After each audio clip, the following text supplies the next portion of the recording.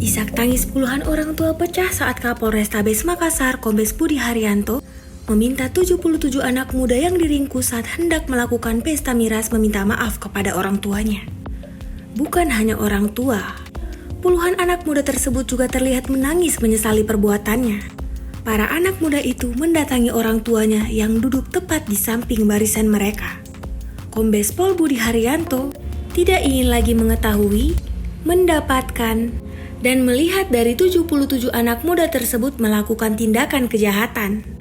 Dirinya terakhir kali memberi kesempatan kepada puluhan anak muda tersebut. Hal ini dikarenakan melihat orang tua mereka, harapan para orang tua kepada anak-anaknya.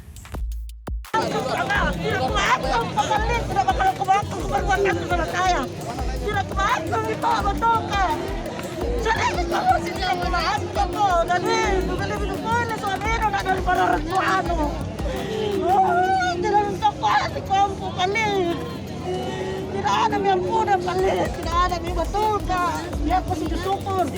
Mohon itu sujud sama saya, mohon di, mohon dibeli. Sebentar 2 kali betul lagi sebentar.